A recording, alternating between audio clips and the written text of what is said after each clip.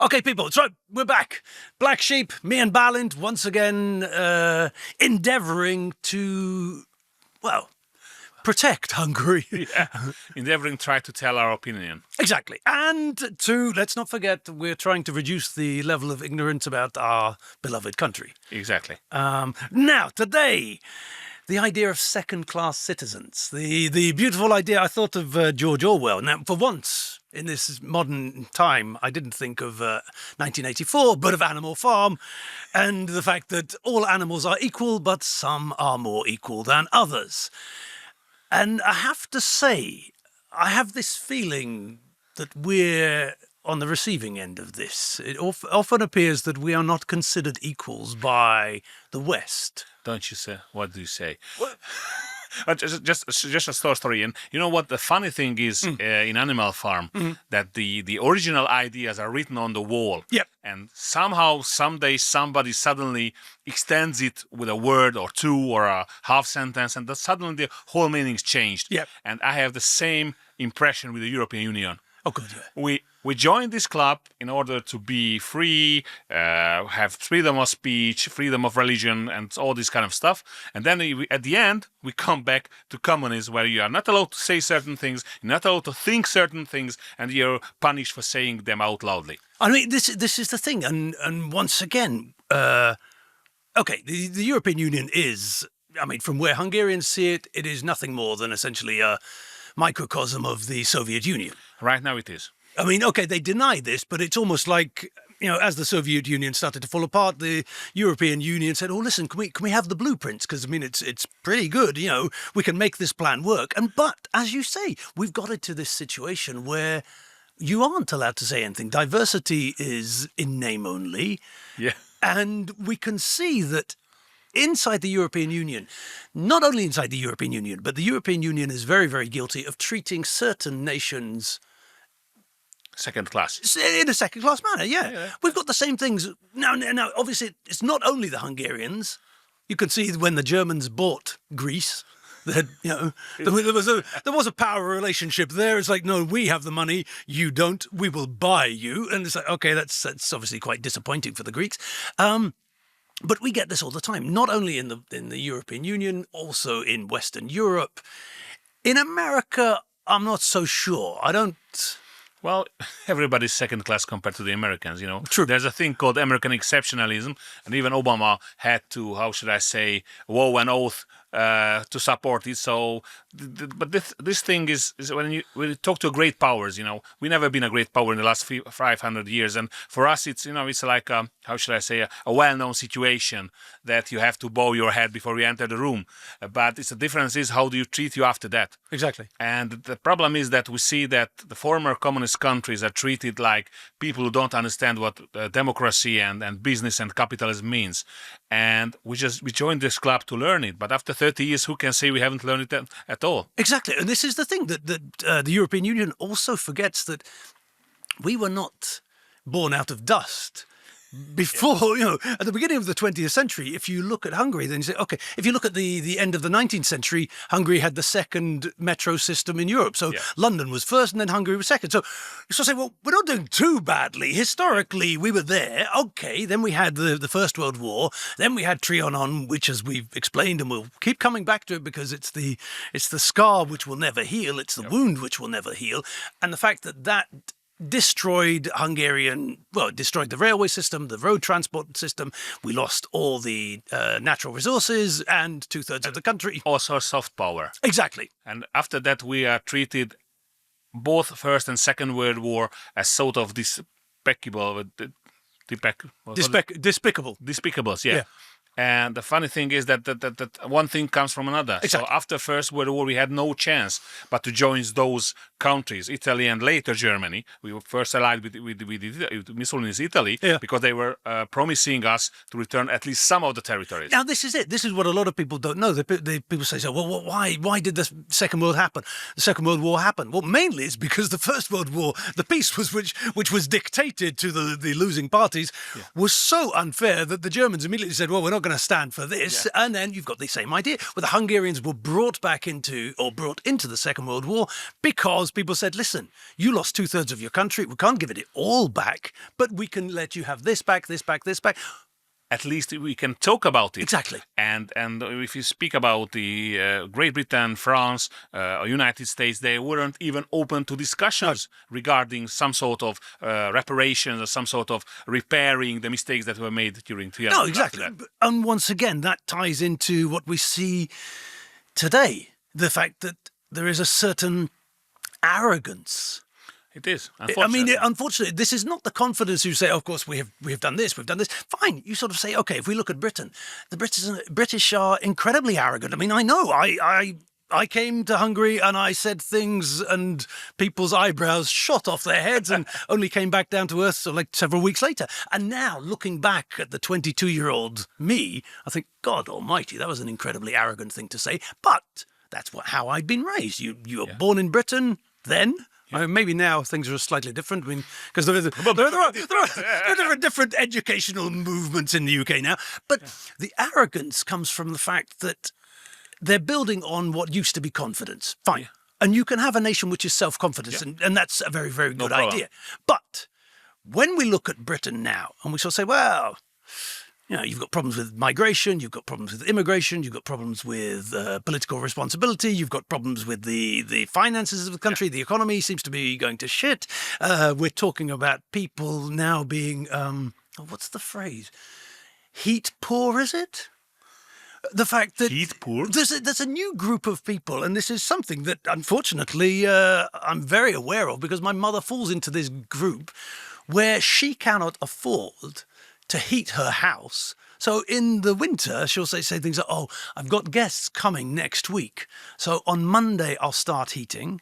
On Tuesday, I'll turn up the heat a little bit more. Wednesday, and by Thursday, we should be able to get to 18 degrees.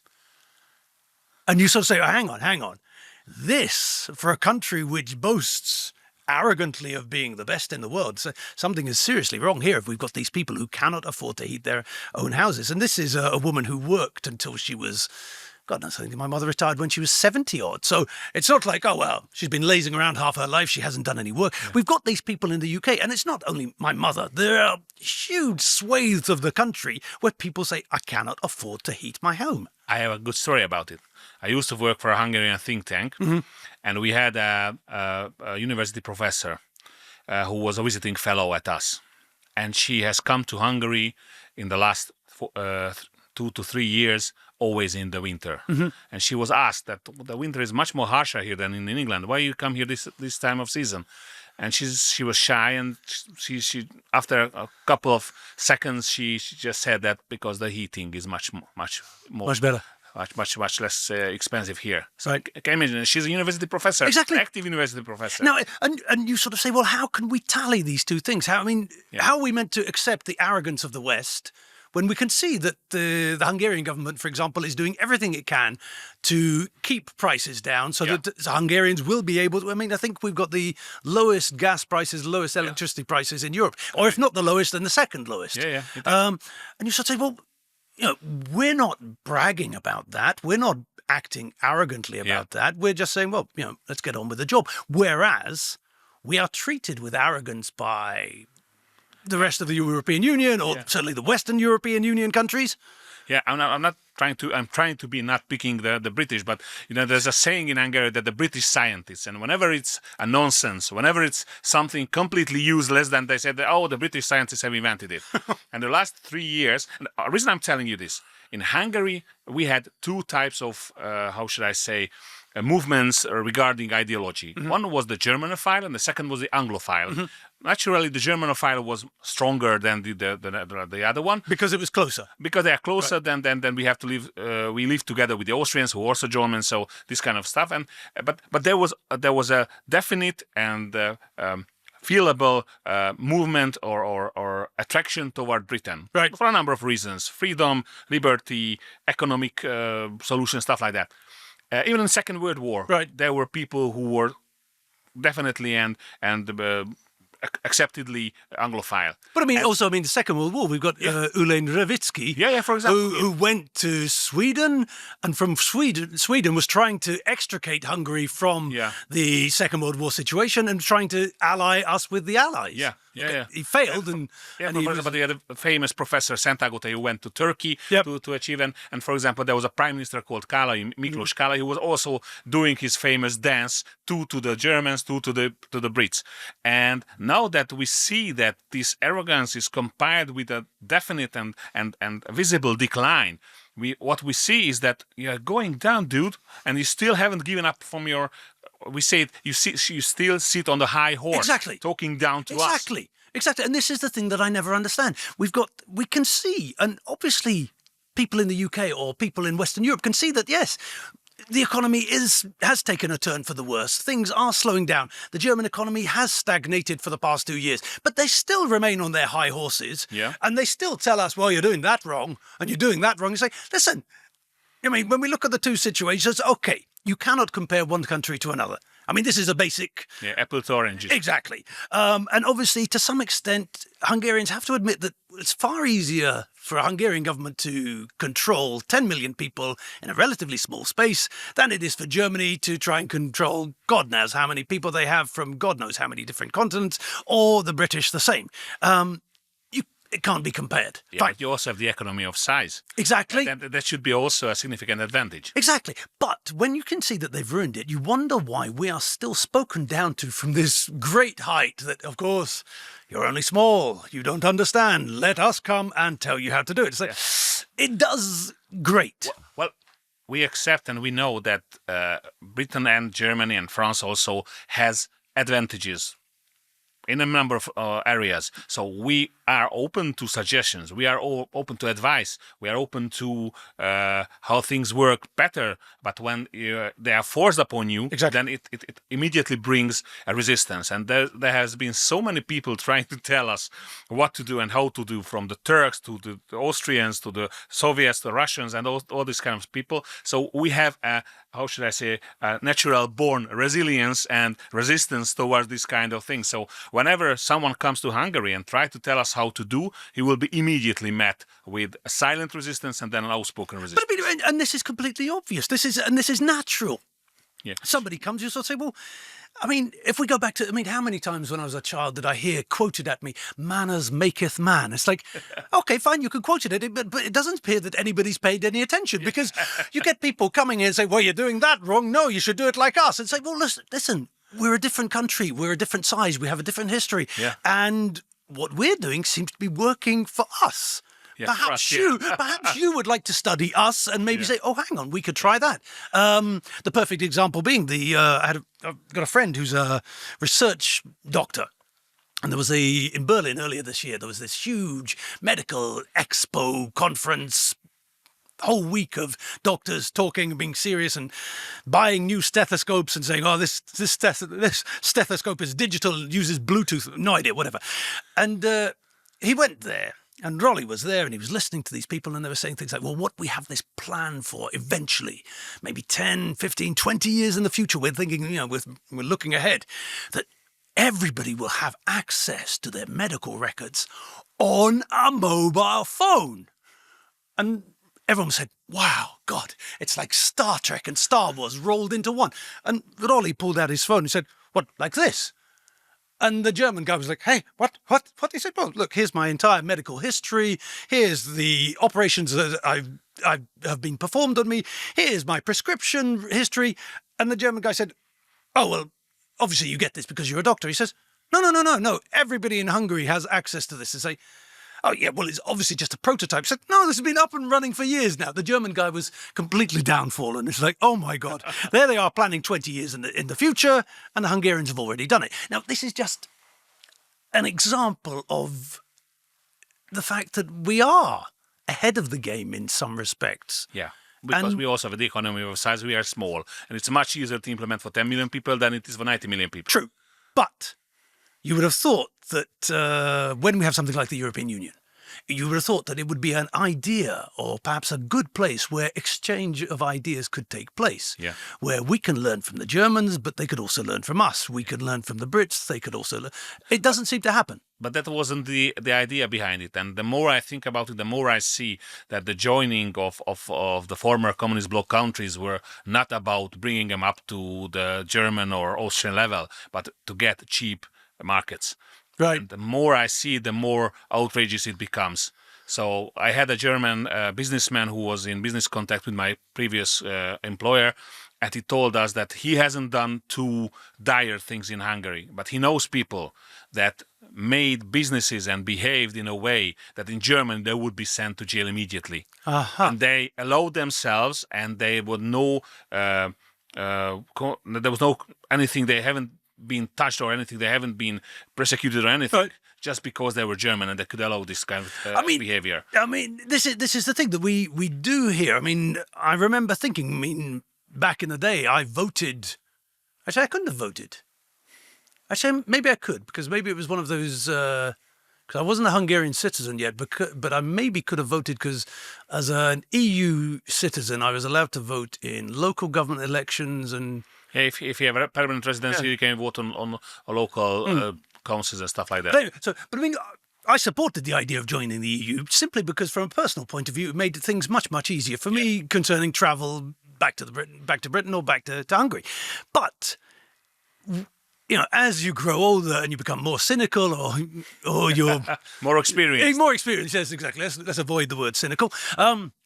You can see that what happened when Hungary joined the EU, and the same obviously is true for all the other former Soviet bloc countries, that the French, the Italian, the Spanish, the German companies came in, and they got everything. Exactly. They then bought, you know, because it was like peanuts to them. So they bought. I mean, there was the canning factory in Kecskemét, which was a bad example. Or the very famous 12 sugar mills. Exactly. Hungary had 12 sugar mills. Now we have one. Exactly. And not even Hungarian hands. And this is the thing, the fact that all of these people came in and they had far more money than Hungarians did, so they were able to buy these factories, these sugar mills.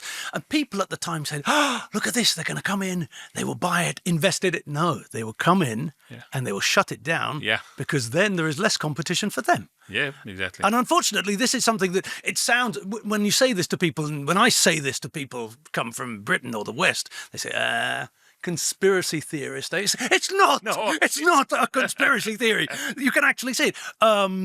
Earlier this month, the Poles did a survey, a financial survey, and shows that to this day, the European Union's money, where they give you, and it's never grants, but they give you funds, but you know there's a reason for that. They don't just hand you money; they want something back.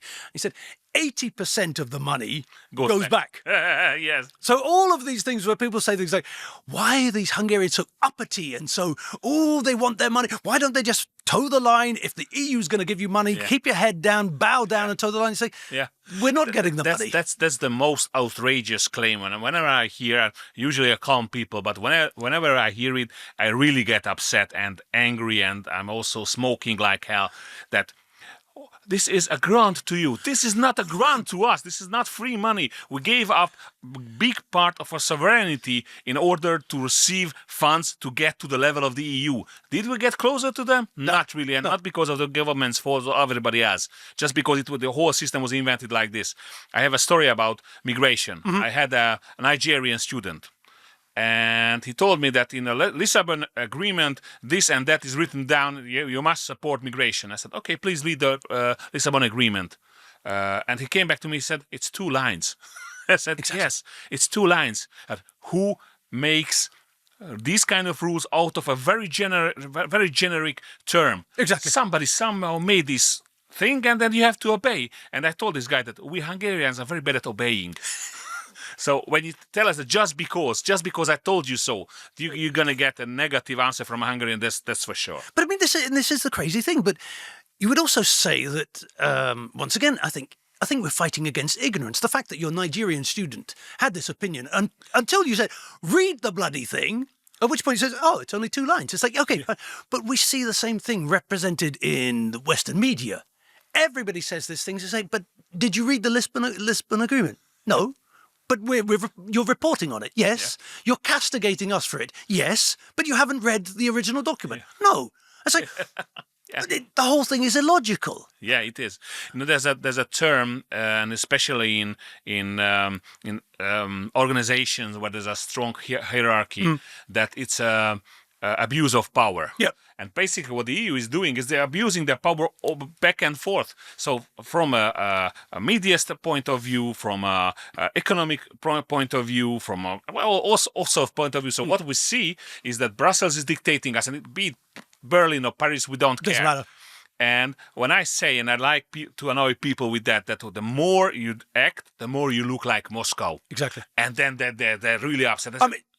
I mean, they find that outrageous, and you sort of say, "Well, listen, it's not difficult. All you need to do is compare the two, and you can compare the two." Yeah. But the strange thing is that it then goes further when you say, for example, you've got Brexit, and the British said, "Right, we're leaving the European Union," and then I read nothing in the British media apart from the fact that, Hungary's not working with the European Union. Hungary is rebelling here. What the hell does it matter to you? You already left. Yeah. You said that you don't want to be in there. So why is it a problem if we are also a little bit picky about which rules we follow? Yeah. And did you read the latest report that people in the British media were pressured to fake data about the benefits of Brexit? Exactly. Where is freedom of speech? And when I hear that freedom of speech is a far-right idea, then I can say, please, if it is a far-right idea, then what are you, a communist? Exactly. I mean, but this is crazy. And this information has just come out saying that exactly it was the World Bank, wasn't it? They were sort of like saying, well, look, we'll just change the figures, we'll massage them slightly. But at the same time, we've got the fact that no matter how you see it, whether Brexit was successful or unsuccessful, I mean, it shouldn't be hard. I mean, it really shouldn't be hard to determine whether it worked or it didn't work. But you sort of say, well, the British people decided at that time that they wanted to leave. Yeah. And now what's happening with the British government? Well, they're taking them back into Europe via the back door. And you sort of say, well, quite apart from whether Brexit was successful and whether Britain can now sign deals with other countries and has more economic and financial freedom to guide itself, it doesn't matter because now the Labour Party have taken you back into the European Union, and so you're back in the same old state as everyone else. I mean, the whole thing is stunning. The other thing with Brexit, which I find very, very insulting, which comes again back to the idea of second-class citizens, that the reasons for Brexit, or the reasons people voted for Brexit, were, in my opinion, the wrong reasons. They didn't vote for Brexit for the same reasons that the Hungarians rebel against the European Union, saying, well, hang on, we don't want somebody who's an unelected, failed German politician, and she is. She's failed so many times, I think she's a bit of a record holder, but we don't want someone like that dictating to us what to do. Because she's German, we know how German dictatorships go. Fine, but we don't want anyone doing that. And you sort of say, if the British had said this, and the British and the Hungarians used to form a little bit of a pact, the British... supporting each other. Exactly. So you could assume that, there were common feelings about, we don't like her either, or we don't like him either. Let's band together and make sure that this idiot doesn't get the top job. Fine. But then, when the British finally chose to go for the Brexit route, I expected them to say, well, we've had enough of some Brusselite, some nameless bureaucrat telling us what to do, how to kill sheep, how to paint cows, how to whatever, and we've had enough and we are taking back control. But that wasn't the main thing. The main thing which came across when I was last in the UK is that you spoke to him and said, all these bloody Eastern Europeans coming over here. And it's like, you're missing the point. Yeah, who's going to do the plumbing? Bye. Exactly. And you say, you're missing the bloody point. You were being dictated to by unelected, faceless Eurocrats. And they said, but all these Eastern Europeans coming across. They have to direct somewhere their frustration. Exactly. And you can direct toward illegal migrants because that's not a nice thing to do. And then you're not a good person or something like that. But coming back to Britain joining the EU. Yep. You know what? I think it was Margaret Thatcher, but could be John Major. I don't recall whom it was. And when the idea of German unification came up, you know what he or she said? We haven't fought 2 world wars to let Europe fall under German rule. And yet, what happened? And then what happened? So basically, and that I think the main reason the British elite wanted to join the EU is to counterbalance Germany. Yep. You know? They left all their chances. Now going back to this issue that when we see that we are coming into a soft dictatorship, and we have a very, how should I say, vivid memories of a soft dictatorship. We after the 50s we didn't have a hard dictatorship. There was some years after the 1956 revolution, but there was a very wide-ranging amnestia in I think it was 1963, and after that we had a soft dictatorship. We had the very same dictatorship that we see today in the EU. You weren't sent to jail for loudly criticizing the government. You weren't sent to jail for, how should I say, organizing what it was, a demonstration or something like that. You were profoundly beaten up on the scene, and after that you were made impossible in your career. Right. So it was intimidation and threat, But subtle. Subtle, very subtle, but very strong control. Right. So if you knew what not to say, if you knew what to do, and you were playing along, you could get a career, you could get promotion and stuff like that. It didn't even have to be communist. You had to join the party all the way, Right. by the way, but you didn't have to be communist. They expected you to join the party, to play along the rules, but they didn't expect you to participate on the party meetings and stuff like that. So that was the very same crazy system we see today now working in with the the EU. But I mean, and once again, you say, I mean, the similarities, they're so obvious. The fact For that us. for us, but I mean, how is it possible? I don't understand how it's not possible for other people to see that. Is it only because we feel that we are on the receiving end? Is it only because or is it simply historically we are better at noticing when things are turning in a certain direction? I mean, Hungarians have got lots of experience of, okay, you're saying this and you're saying that, but I can read between the lines and there's a different message here. I fail to. I mean, okay, we do have a difference. I've got a French friend, and he says that in France it's a different situation in that people live in self-contained areas, self-contained little bubbles. And so you say, "Oh, look what's happening with migration, with immigration, with the migrants in Paris." I say, yeah, but I don't live in Paris. I live in this little corner of France, and therefore it's not a problem." So say, "Well, that's a very ostrich-like policy because at some point it will also become your problem. It'd be better to nip it in the bud now, if it's possible to nip it in the bud." Well, I always speak about the dubious privilege of having communism for 45 years, but this has taught us a lot of things. Right. And the second thing is that if you're inside the system, you just don't really see its faults, its problems. And especially if you are benefited by the system, you're not so willing to criticize it. You're not so willing to get out of it just because it's good for you there.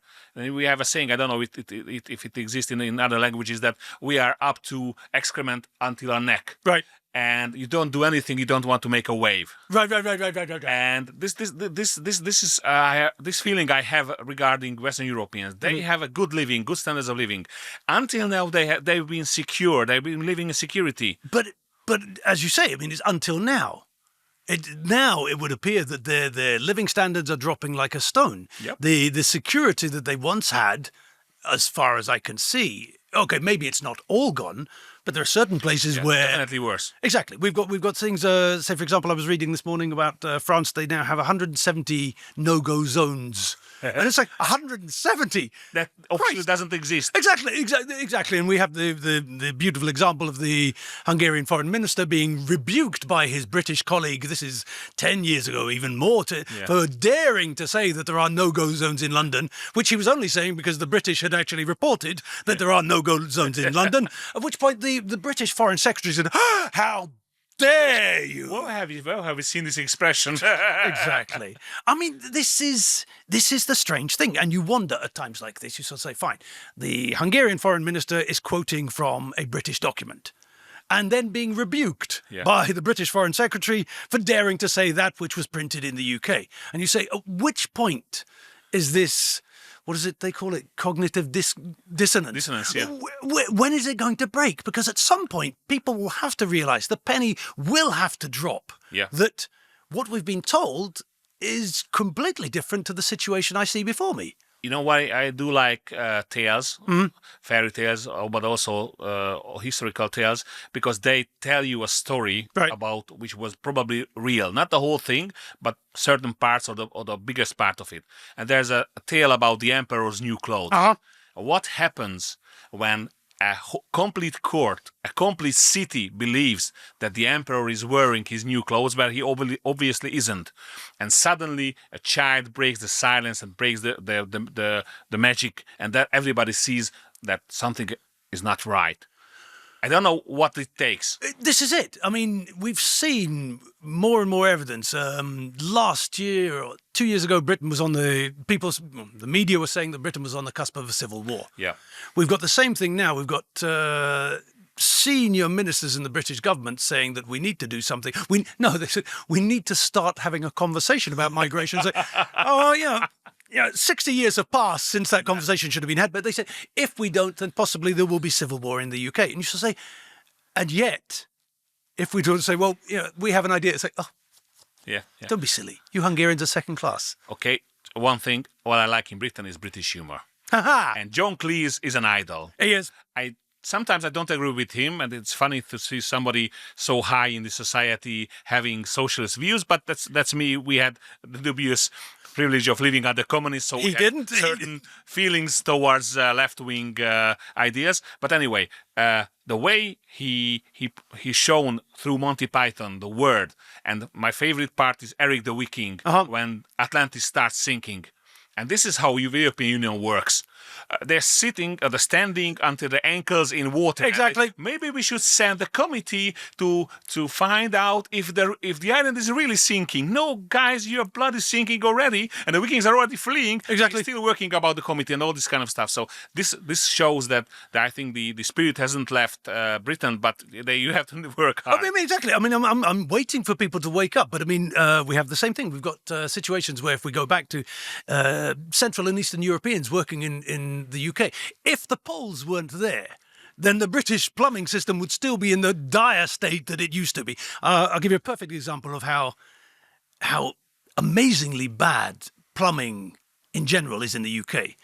There is no pressure built into the water pipe. Okay, no. For a Central European, it takes a couple of minutes to say, Yeah. What do you mean? What do you mean? Hey, perfect example, my father and his wife came out to visit us once, and they were both stunned by the water pressure.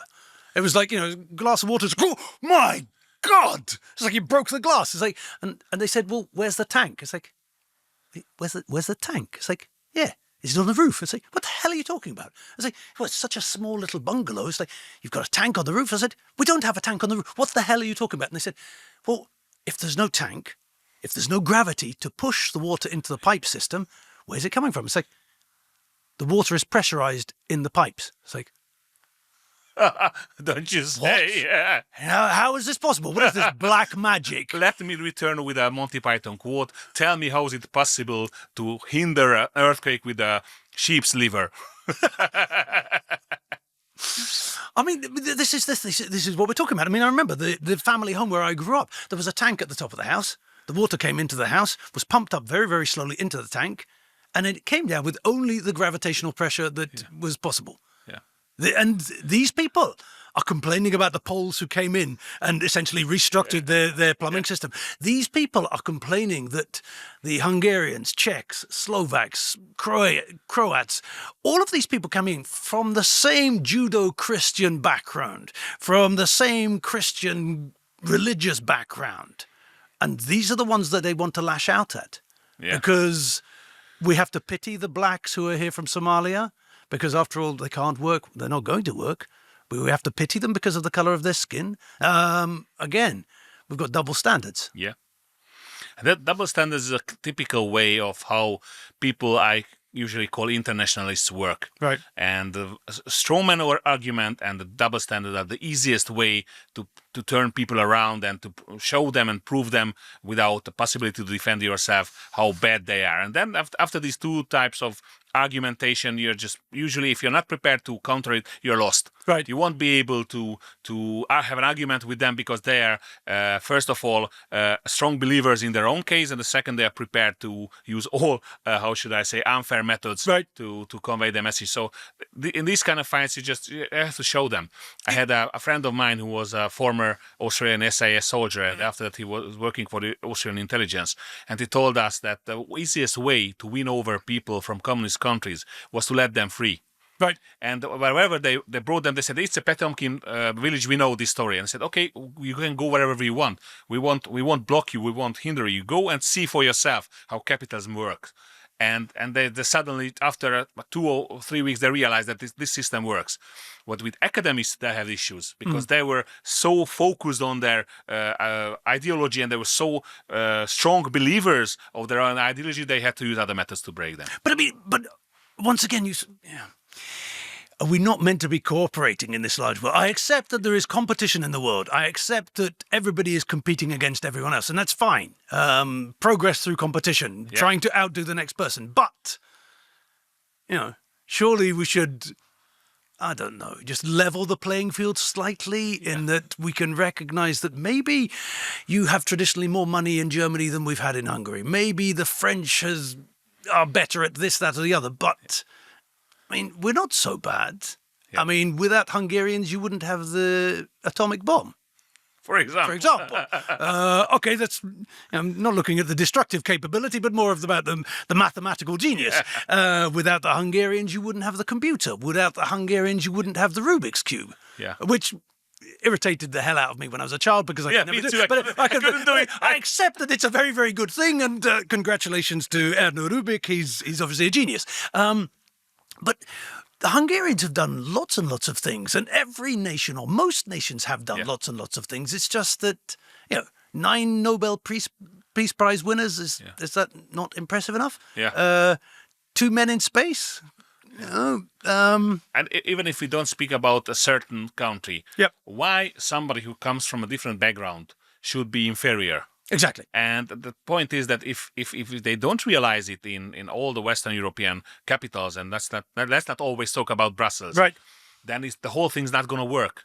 And the more they push it, the more I come to the conclusion that Leia Organa in Star Wars has told to Grand Moff Tarkin, the more you tighten your grip, the more star system will slip through your finger. And this is what we do. We're slipping through the European Union's finger, and they're upset that we're doing it. But I mean, surely at some point they will have to realize that they created this problem. We came to the table with open minds, open hearts, open hands, saying, okay, we're here. We'd like to learn. We'd like to learn how to improve our economy. We'd like to join you at the big table. Yeah. And even if we accept that we have to learn, sooner or later we will learn all the rules and all the habits and stuff like that. So we will be equal. But we still... but still, we're denied this, which is... not nice. No, exactly. Irritating. It is. But the fight continues, but we will. Bálint, we continue. We will fight against them. We're not giving up. We're not giving up on this. No, we won't. No. We won't. Know that if something our history teaches us is that if you fight, whatever happens, win or lose, you will get a better result. Exactly. And the sad and funny thing is that we had 4 revolutions in 400 years, and none of them succeeded. But after that, we all had a better outcome, and we all had some of the grievances which were a main cause of starting the revolution that were treated. So this is our experience. So dear people in Brussels, Paris and Berlin, we will start, and we will keep on fighting as soon as we either completely vanquished or we win. Exactly. Well, there you go. There's no better last word than that. Watch out, Brussels. We're not going to break. It is. Excellent. Thank you very much. Thank you, Bálint.